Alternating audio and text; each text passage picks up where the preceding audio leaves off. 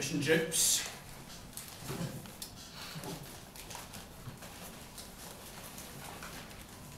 Fish and chips. Not too greasy, not too crisp. It's a balance, a fine balance, a tough balance. Always strike it right in Jimmy's though. Yippity-doo-dah. Fish and chips from Jimmy's. Salt and vinegar. Again, a balance. Shouldn't overwhelm. Just heighten, deepen. Send your taste buds wild. Yeah. They're gonna party like it's 1991. Ah, yes. Song, Nigella. This is the art. And there's no need for words, just...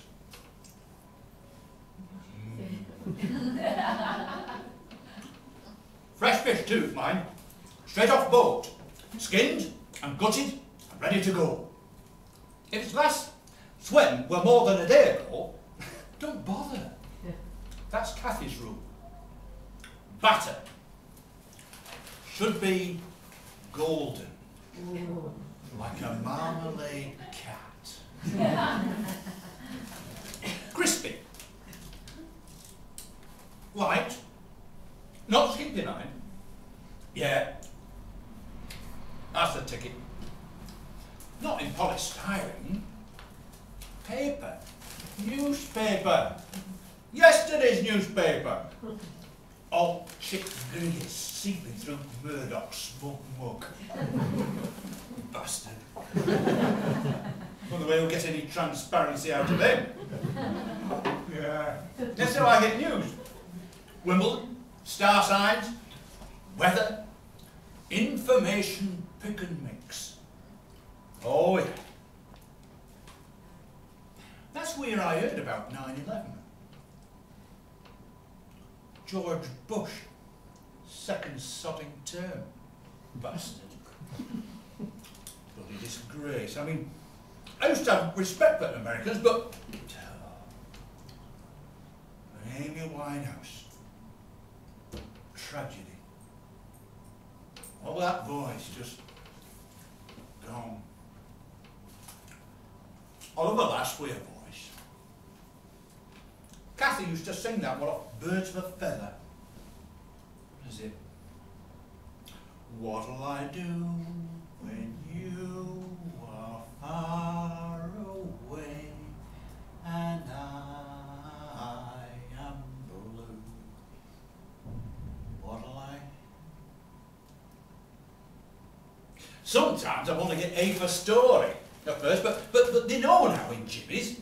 They say it was a good one with all pages. I go in at 6 on a Saturday, because they got a late fry on then. It were stars yesterday. With Taurus in the ascendant, you will find meaning in an unexpected place. You're a pile of bloody rubbish. Don't mean anything. I wouldn't mind the horoscope if they were specific. You know, if they admitted that there is no way on God's green earth they could get it right for all the Pisces out there. But they were going to say something concrete and useful for a few of us. I wouldn't mind that. But it's this bloody blanket, carpet-bombing, crowd-pleasing nonsense gets me. It's like politics. You can almost... Slippery, smooth sentences what mean diddly squat, but wave a waft of promises you can almost smell. And who have you got? Mystic Meg? And David bloody Cameron. Impossible to bloody tell. Oh yeah. And most important thing, mushy babes. Take it to that next level, you know. I used to hate them. Acquired taste, that's what they are. Which is what they say about anchovies and olives. Acquired taste. I tasted an anchovy once. Sweet Jesus wept. It's just because they're supposed to be sophisticated. I mean, a spade's a spade. an anchovy's a bleeding gastric crime. No one ever tried to pass off a Brussels sprout as acquired, did they? You just accept it. It's disgusting, but it's tradition. You just have to get on with it. Disguised in cranberry sauce, open mouth, close eyes, think of England, swallow, well done, have a sticker. All over for another year. But it's the exception what proves the rule, as they say. And mushy peas are, I will admit, an acquired taste.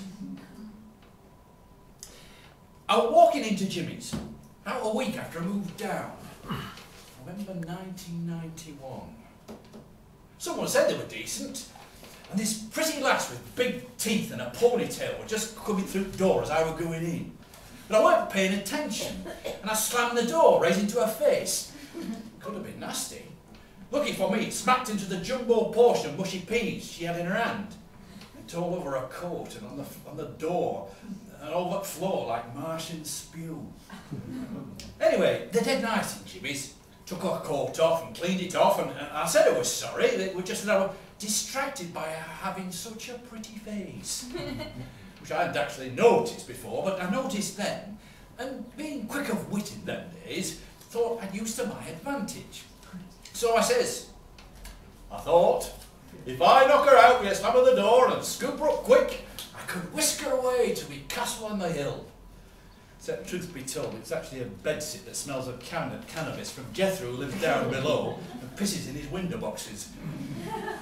But in my dreams, it's a castle. We could live happily ever after. Which, when I thought about it after, made me sound like some kind of fruitcake rapist. Or at least a rape weirdo. But fortunate for me, she thought they were funny, and she laughed like a tambourine. And I thought, maybe I'm onto a winner here. And then I said, I did her a favour in any case, because it weren't good to go eating food that looked like it had already come out the other end. She thought that was funny too. And I thought, bloody hell, I am actually onto a winner here. And she laughed, but then she stopped laughing. And she looked us straight in the eye and she said, dead serious, you've never tried them, have you? I said, right you are, madam. If I wanted to eat out of a cesspit, I wouldn't pay good money for it. And she said it were a sin for a Yorkshire fella, never having tasted mushy peas. The times they were a-changing, right now. And as a penance for a spattered coat, I had to buy her some, and some for myself at the same time. And I said, okay, but only if she kept me company while I ate them. Guess I had some kind of allergic reaction and required immediate medical attention. And she said, okay, you're on. And we did. Sat on bench in Bandstand, Victoria Park, with the fish and chips and mushy peas. The peas. I didn't say it, but she read me face. I remember then, she said it. It's an acquired taste. Which is what she always said later, when I didn't like her Monday through Friday food.